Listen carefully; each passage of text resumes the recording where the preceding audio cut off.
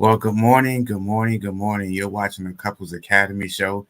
My name is Roland. I'm one of the practitioners here at Couples Academy, and we're happy to have you, happy to be joining with you on this morning.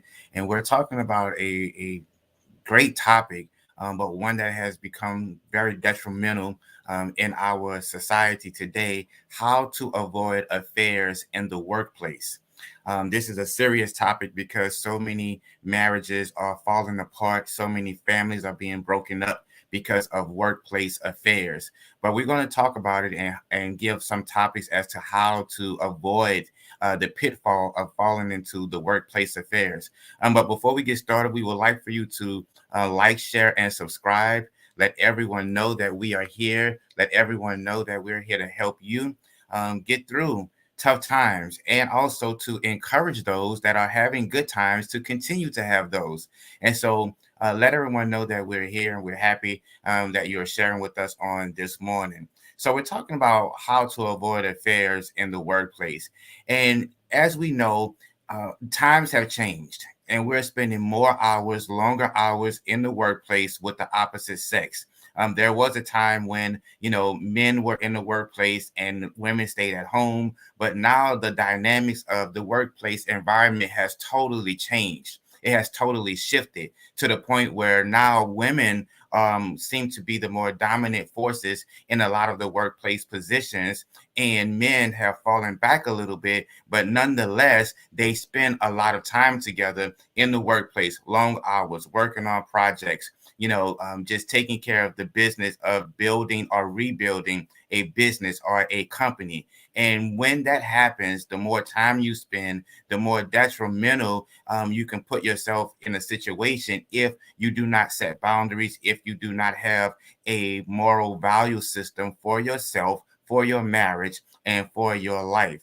And so what happens is we find so oftentimes that these workplace affairs, they turn volatile. They find yourselves in situations that you can't get out of. Jealousy increases. The narcissistic attitude of one person increases because now I have something on the other person. And especially when you're dealing with management subordinate type of affairs, we've seen it time and time again, that can be very detrimental. But let's get into it. When we talk about how to avoid affairs in the workplace, there's a phenomenal book, Not Just Friends, by Dr. Shirley P. Glass. And she talks about these types of affairs. No one goes to work expecting to fall into an affair or an entanglement, if you would. No one sets out to do these things. But what happens is because we're spending so much time, or we see the same face every day, or because we most of our day, if you look at a 24-hour day, half of the day is spent either traveling to work, being at work, traveling from work, and the time with your family has become less. And so while we don't set out to do it, it happens. And because it happens, we need to put things in place. We need to put a measure or a system in place to make sure that we avoid the pitfall of workplace affairs. So the first thing, when we're looking at this, is avoid getting too close to coworkers. Well, what does that mean? Because we spend so much time, we begin to form personal relationships with the person in the cubicle next to us, or the person on our floor, or the person in our department. We begin to exchange interests of what our family is doing and what your family is doing. And what happens is also begin to say what my spouse is not doing and what my spouse is not doing. And so now you find a negative commonality with your coworker that leads you to feel like it's necessary to be vulnerable and to be transparent with your coworker. And now all of a sudden you found that you have a connection. And basically what's happening is because you are in a bad space and now the coworker is in a bad space, now you two can meet each other where you are in a good space and you can feed one another. And it's very sad, it's very heartbreaking, because now what happens is the energy that should be forced to your spouse is now being forced or put on your coworker. And now here it is, you have a workplace wife, or a workplace husband, as they call them, a workplace bae. And so now you begin to bring lunch or bring breakfast to the coworker who has a spouse. Both of you all have a spouse, but because you're comfortable and there's a commonality or familiarity with one another, you think that it's okay. But what happens is, when you get too close to your coworker, you let them into a space that should have boundaries placed around them. And when you don't have boundaries placed around them, they think that they have the ability to call after hours on your work phone, or call before hours in the morning. To now we're getting wake up calls, and now we're getting good night calls. And that is so out of order. And we think that nobody sees us because it's just between the two of us. But we fail to realize that everyone can see, even if they don't say anything. So we have to avoid getting too close to our coworkers, so that we are not finding ourselves in a situation where our personal exchanges with a coworker is being too involved. And so now when your husband comes to work, your coworker is looking at them side eye because you've shared too much information. Now when your wife comes to work, the whole staff is looking side eye because you share too much information. And even if you have not shared it directly with other coworkers, because there's an environment where you have shifted the attention, other people know what's going on. They may not say anything, they might not inform you that they know, but trust me, they are looking. And we want to make sure that we're not putting ourselves in a uncomfortable, hostile environment, because we are wanting to be attention seeking from our coworkers. So we have to avoid getting close to our coworkers. The next thing we want to avoid is spending too much time with someone of the opposite sex. Well, you will say, well, avoid getting too close to your coworkers and avoid spending too much time with someone of the opposite sex. Isn't that the same thing? Yes and no. Because we know that I can go to someone's cubicle and drop off papers, and that be it. But I can go to the person that I like and drop off papers. And now we begin to have conversation. Now we begin to have dialogue. Now we begin to go a little longer than it needs to. And then what happens? Well, now, what are you doing for lunch today? Did you have breakfast today? What time are you going to get your coffee? I know how many creams you like and how many sugars you like. And now, what was just a simple transaction of dropping off papers or passing by now has become a relationship of work buddies, or lunch buddies, or dinner buddies, depending on which shift you work and what time you work. And it is so detrimental that we have these work relationships with people of the opposite sex, spending too much time together, because now the attraction, it forms, and it begins to fester. And what we think is an attraction is really infatuation, because anything outside of your marriage is only temporal. And temporal can mean one day, 1 week, 1 month, 1 year, or years. And now you find yourself in a full blown relationship with a coworker that literally just started out as a hello, or as a transaction at the fax machine, or a email, or a text message. And we have to avoid spending time, or too much time, with our coworkers in an environment that can fester relationships. The workplace has become so volatile for bad behavior, because we think that no one else sees, or my spouse doesn't see. But let me tell you something. What we need to do is we need to do workplace pop-ups. Workplace pop-ups is when your spouse is just happen to be off, you're working, but let me just go pass by my husband. or pass by my wife and see how they're doing today.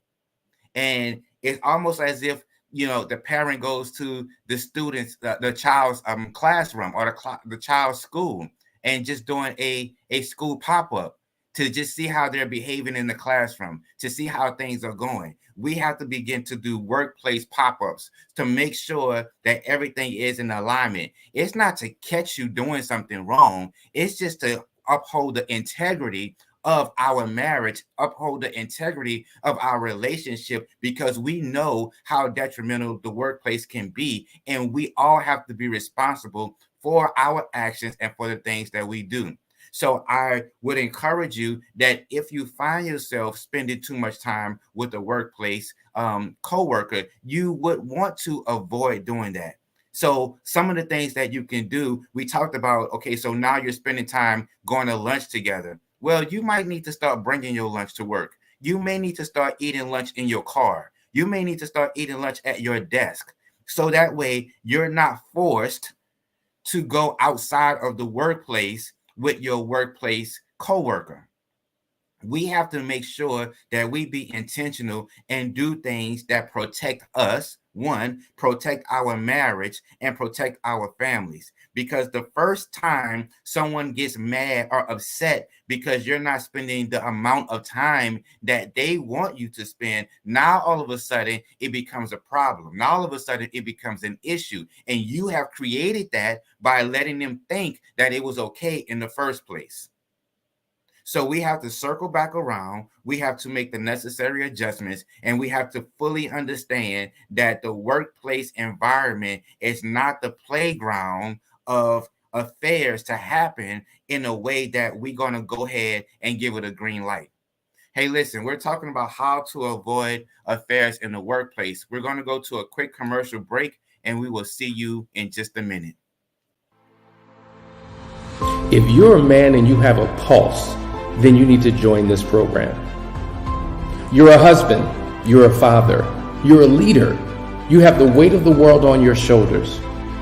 You have to be everything for everyone, but do you know who and how to be for you? You're still in search of your own significance. You're in internal battle with your own vices. You're questioning, do I even know what it means to be a man?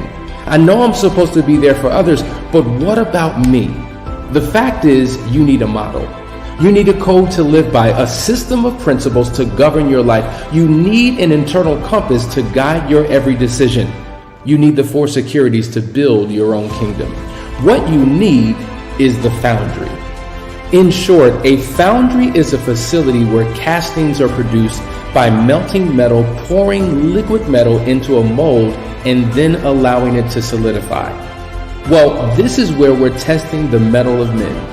Foundry is a 12-week men's-only coaching program.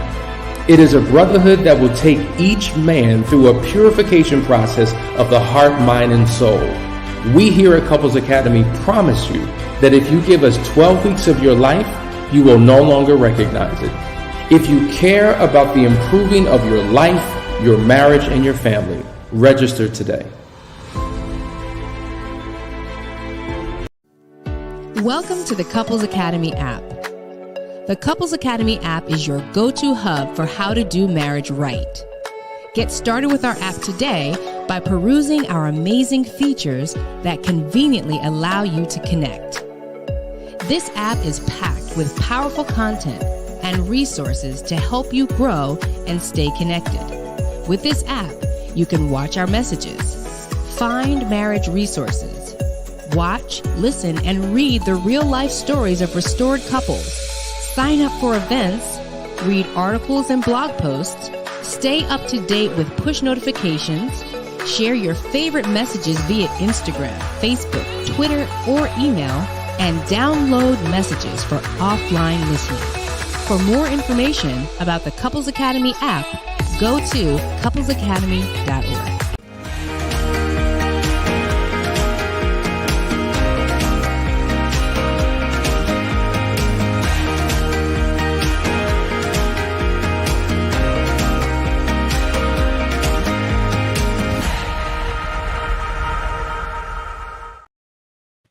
Well, welcome back. You're watching the Couples Academy show.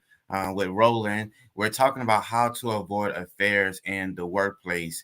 You know, statistics say that the most that time that affairs happen is between the hours of 8 and 7.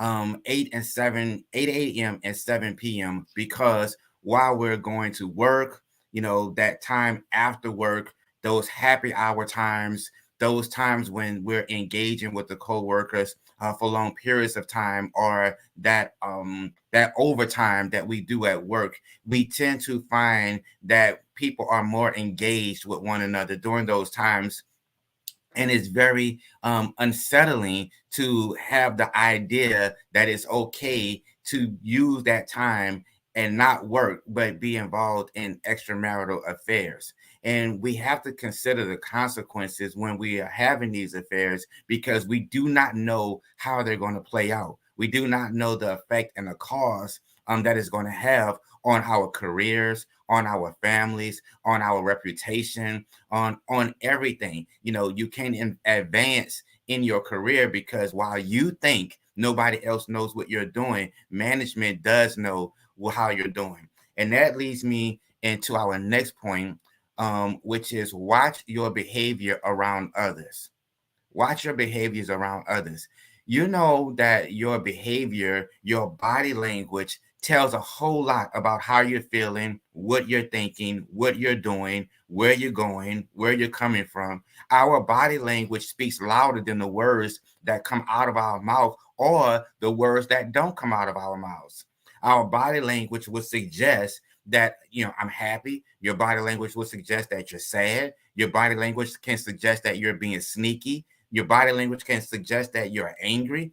And we have to watch how we move and how we perceive one another when we're doing our body language. So, you know, one of the things that we have to consider when we're dealing with coworkers, people can see if you're leaning too close in to a coworker when you're talking.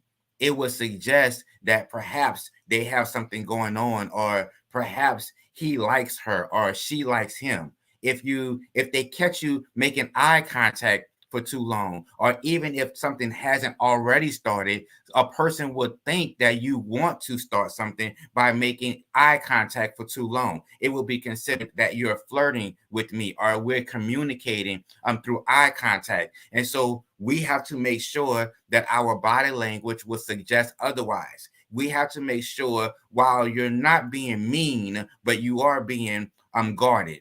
And what we do is we let our guards down so much because, oh, it's just so and so at work, or it's just so and so at work. And what we don't realize is that so and so has an attraction to you that maybe you don't have. But if they press hard enough, if they press long enough, then you might start looking at them and say, oh, they don't look so bad, or it's not that bad. And then what happens, the one small, minute thing turns into a big thing before you even know it. Because we go to work every single day thinking that nothing is going to happen, thinking that nobody is paying attention to me, that nobody likes me. But people are attracted to different things. People can be attracted to the discipline that you have. He comes to work on time every day, or he drives a nice car, or she is always prim and proper when she comes to work. People have different reasons for their attraction. And because they have different reasons for their attraction, it creates an environment of workplace affairs. Our body language, you know, we now travel for work. And when we travel for work, what happens is, oh, we're going to go down to the bar in the hotel after we complete this project or after this meeting. And what happens is now all of a sudden you get a little tipsy, or you have one too many drinks. And now that environment of familiarity kicks in. And that's when one night stands happens, or that's when, oh, I didn't mean for that to happen, or I made a mistake because I wasn't thinking, I wasn't in my right frame of mind. And we put ourselves in positions when we do that after our social gatherings. You know, we're going to go meet at so and so house, and married people do not have a reason to hang out with single people because you cannot do the same things. Single people, they don't have any responsibility to anyone but to themselves. However, married people, you have a responsibility to one, yourself, and also to your spouse. So we have to be very careful of our body language and how we move, how we do things, and how we operate around coworkers of the opposite sex. We have to be very detrimental. It's very detrimental. And we also have to consider the consequences of having workplace affairs.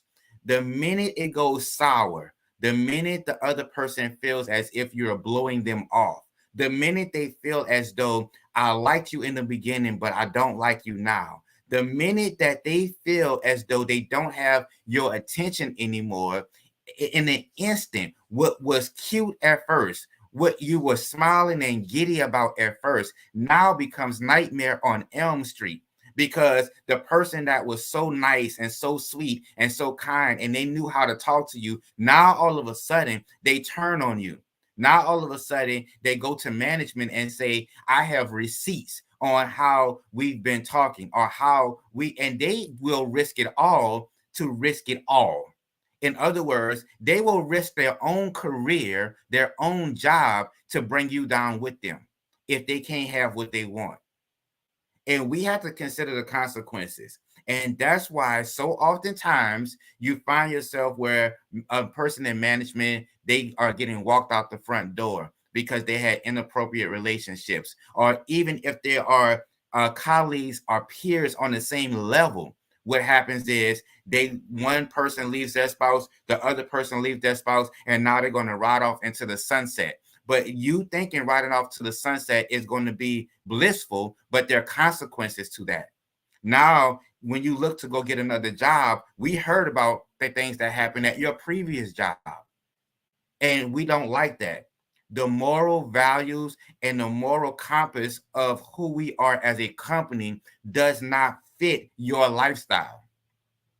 And so we have to be careful and conscious not to risk our livelihood for a one-time fling or a coworker fling, a workplace fling. It does not last. It's not worth it, and it will not serve you or your spouse or your family well.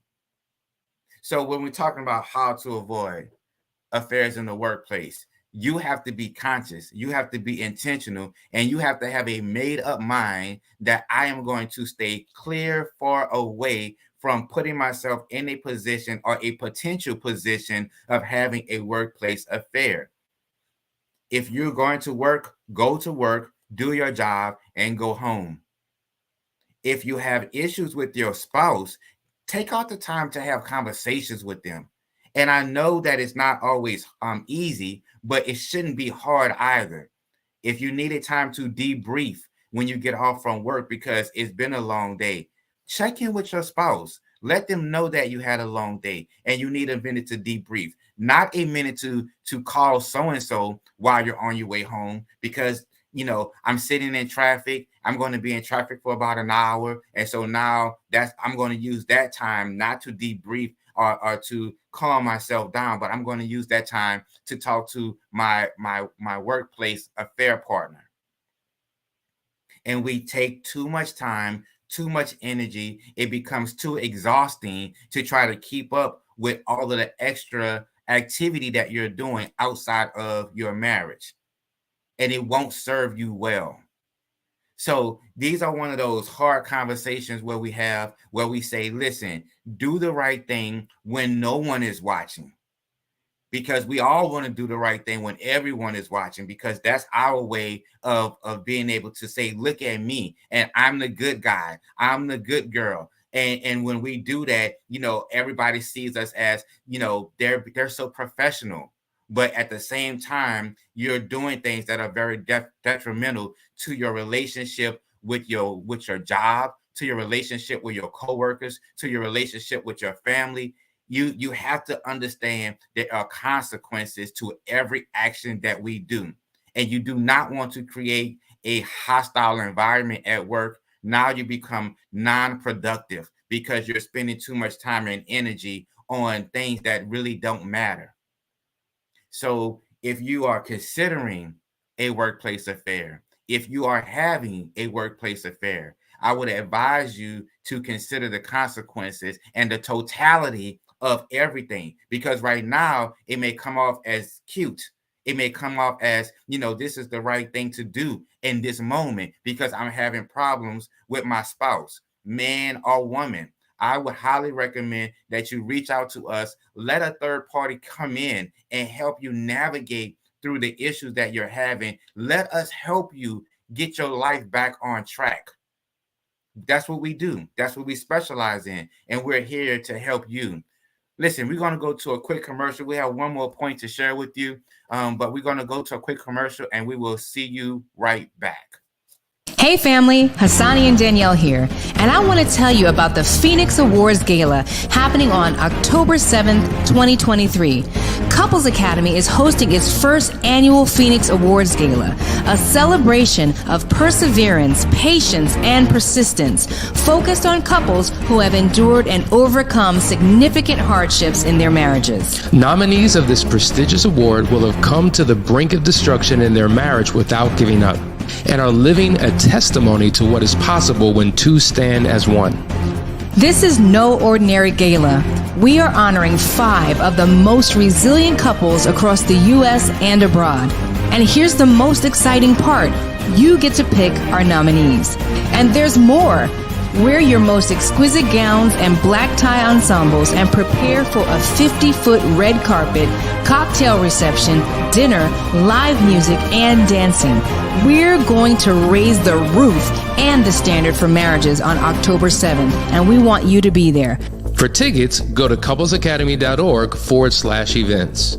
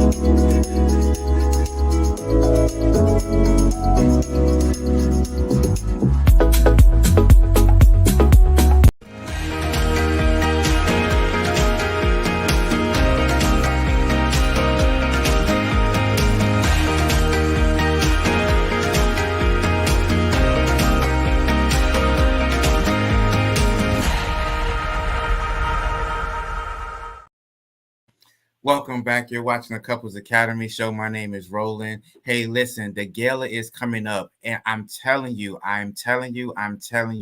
everyone under the sound of my voice, I encourage you to get your ticket. Put your gown on, put your suit on. This is going to be an exciting time of elegance, class, marriages on point. Do you hear me? We're talking about the Oscars for marriages and celebrating other people that have gone through the fire, that have gone through some situations that they were able to overcome and press through. Marriage is a covenant between two people and God that is the most sacred covenant that is, it goes beyond any friendship, any type of relationship that you have. And I'm telling you, coming to the gala is going to be an extremely exciting time. Towards the end of the year, let's cap it off. Let's do it right. So get your ticket, get your hotel room, get your flight. I want to see you in the building at the gala, October 7th, 2023. Listen, I want to go to a comment or a question. Gorgeous Wells, thank you so much for sharing with us. She said, what if you know there is an affair in the workplace and the spouse who's having the affair still works there?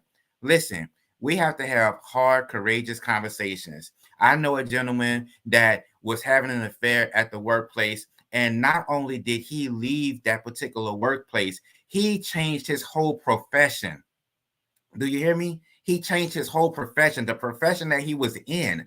It wasn't just a matter of him, just going from this workplace to another workplace. He literally changed his whole profession. But in him changing his whole profession, he had to change his mindset.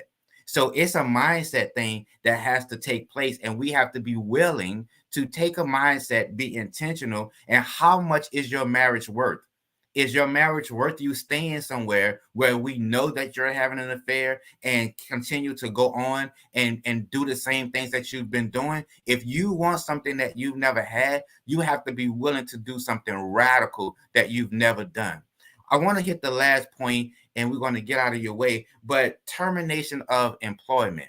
See, we think that, we're secure because we're cool with the manager, or we're cool with the supervisor, or they let me come in a few minutes early, or stay a few minutes later, or come in a few minutes late. And we think that because we're good with the supervisor or good with the manager, that we are secure. No one is secure in the workplace. And what will happen is, if the company feels like your bad behavior is going to cost them money, whether it be through lawsuit, whether it be through time management systems, we will get rid of you. And we don't care what you drive. We don't care how many kids you have. They don't care, how long you've been on a job. If they feel it necessary that the consequence for your bad behavior on the work job means that we have to terminate you, we will terminate you. You are replaceable. And so we have to consider the pros and cons of our bad behavior when we are in the workplace and not willing to avoid workplace affairs. There are consequences to that. So I would encourage you. I would make sure we are having conversations with our spouses. I would make sure that we are checking in with our spouses. Is there anything that I can do to assist you on your work day? Because the fact of the matter is, we cannot be with our spouses everywhere they go. And even if we have trackers on them, even if we feel like, we're going to put a helicopter, the CIA, the Secret Service, at their workplace to watch them, the private investigator, people are going to do just what they want to do, and they will find a way to do it.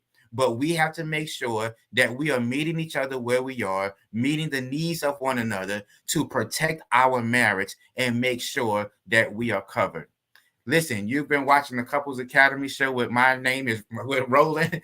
My name is Roland, and I hope that it was helpful. Listen, come in tomorrow. Tomorrow is Ask the Experts. We will answer your questions. Make sure you come in, drop your questions in the chat. We are here to serve you. Have a great day, and we'll see you tomorrow.